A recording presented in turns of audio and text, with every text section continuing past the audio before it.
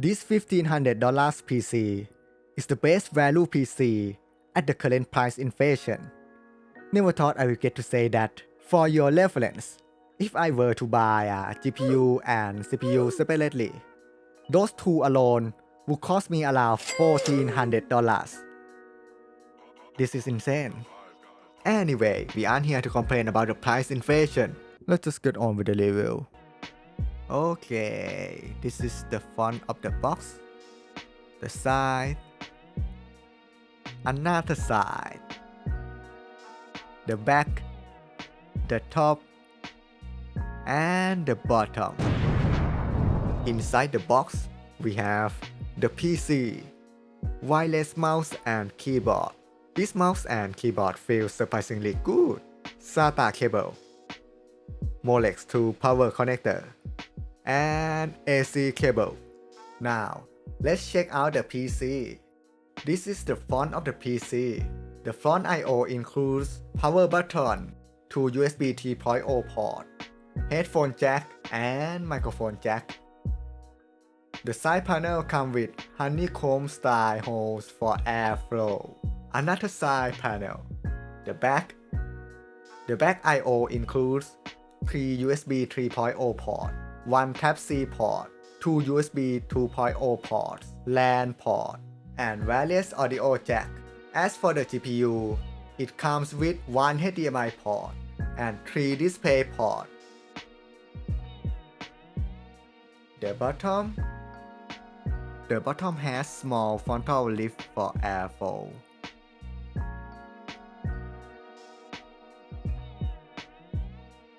And the top. Now we are gonna take a look at the inside. Here's the spec sheet so you understand how good it actually is. Now, I'm surprised that it actually comes with a case fan. I have heard the story of pre-build being hot most of the time, so this is really good. Even the CPU cooler is from Cooler Master, one of the great CPU cooler brands. The GPU is just standard 1 blower fan tab though. Ooh, look at that. Don't touch sign. I wonder what will happen if I touch it. Acer.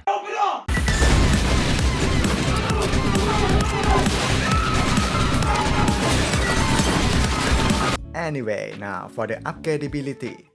You can insert 2 more RAM sticks and 2 SATA HDD or SSD. I tried mixing RAM with my old 16GB. Unfortunately, it doesn't work for me. The PC just won't boot if I add 2 more RAM sticks. But you can upgrade your storage space easily. Just insert your HDD or SSD to the tray and plug it in. You are going to need to find a second SATA cable though, cause they only give you one.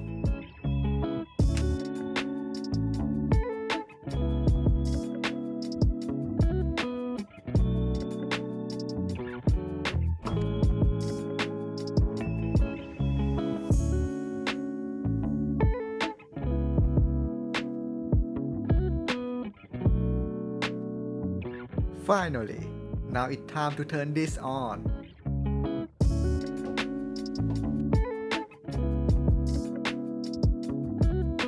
I need healing. Did I mention it comes with a licensed Windows 10 that you can also upgrade to Windows 11? And not only that, it also comes with a lot of bloatwares. Here is bloatware list. I uninstall all of these before doing benchmark, which we are going to do right now. Starting with Puget Bench for DaVinci Resolve. Funnily, the RTX 3060 Ti is doing worse than a normal one. But I'm sure it's because our Acer Nitro only has 16GB of RAM, while Linus Tech Tips computer might have 32GB of RAM. Having more RAM does make a difference in video editing. Now moving on to Luxmark. As you can see, our RTX 3060 Ti is stomping all other cards by around 25%, which is how it should be. And here another benchmark. where all RTX 3060 Ti triumph over all other cards. The 3060 Ti is still better by 20%.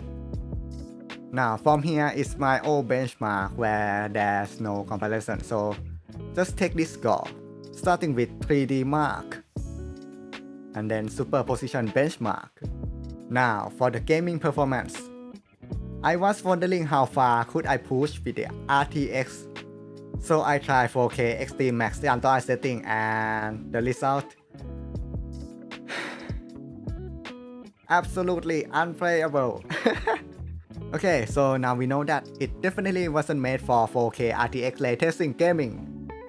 But what if I optimize by dropping down the setting?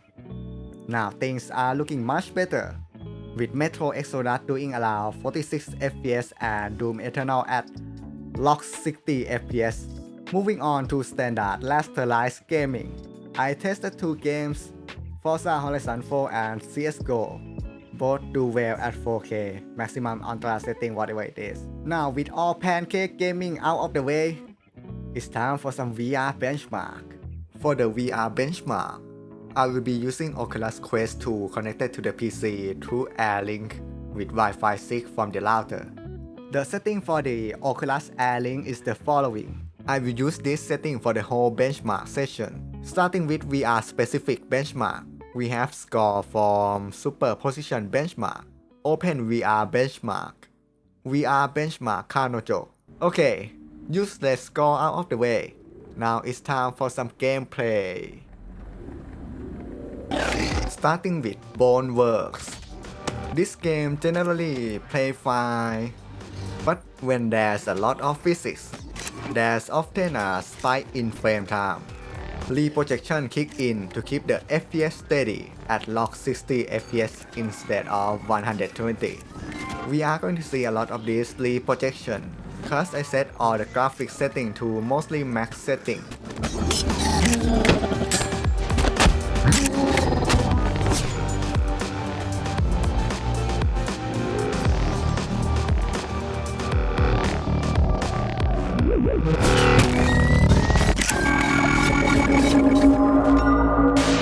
Next, Half-Life Alyx.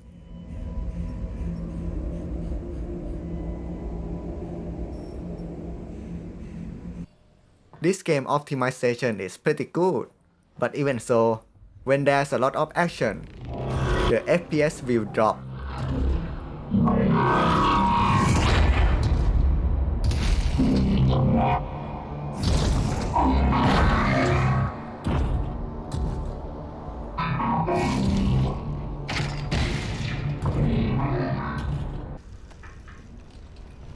Alex, are we good?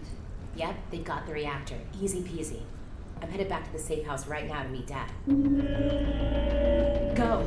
We'll be in touch. Stay safe.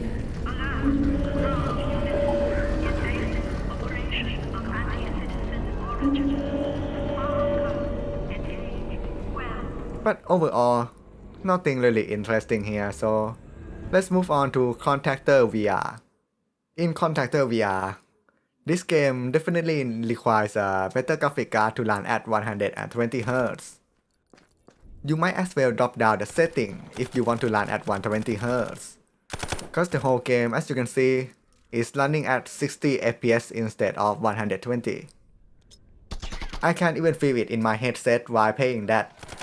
This is quite less smooth than the previous two games.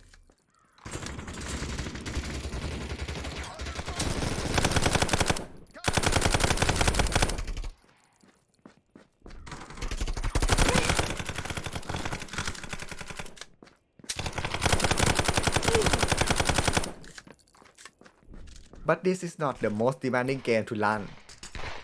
The most demanding game to run is VR Chat. Look at that sweet red graphs.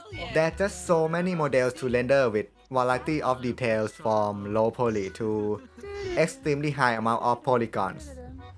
My game froze 3 times while recording this. As you can see, you definitely need an RTX 3090 to run this game. I love this so much. It's loud. Yep. Very loud. My bad.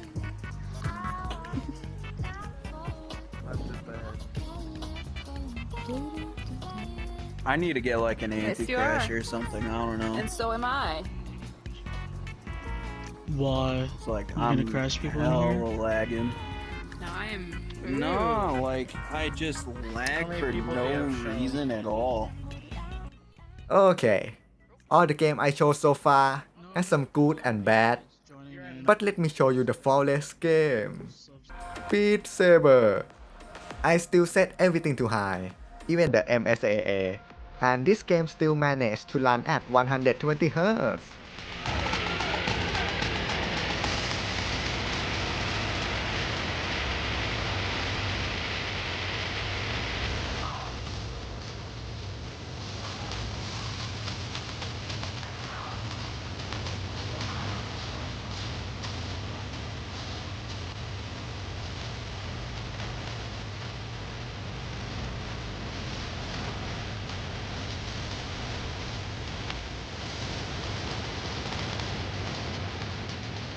And that is all the games I have to show. So, in the end, is this PC worth the money?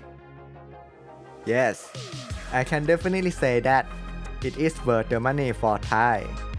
But for any other countries, you will have to do your own research to see if the price is worth the performance that you get or not. Or maybe if there's any other brands that might have the same performance for less price. Either way, let's take a look at pros and cons for conclusion. For the good point, we have amazing price to performance, 3 years warranty, and easy to set up. For the cons, first is the biggest complaint for me. Default fan curve is too hot. Just take a look at my previous benchmark, and you can see that sometimes the temperature exceeds 80, and that is not good. I have found out that you can adjust the fan curve for the GPU with MSI Afterburner, but I'm not sure if there's a way for CPU fan. Next negative point is I/O port amount is okay, not too much, not too low, just okay.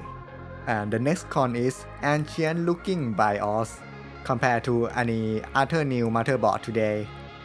This look like it come from 1999. Last point is no way to turn off LED. I'm not sure if there's a way to turn off the LED light, but so far I have not found a way. And that brings us to the end of this video. If you like this video, then why not hit that like button? And hey, if you want to see more from me, then why not also press that subscribe button? And I will see you guys in the next one. Bye bye.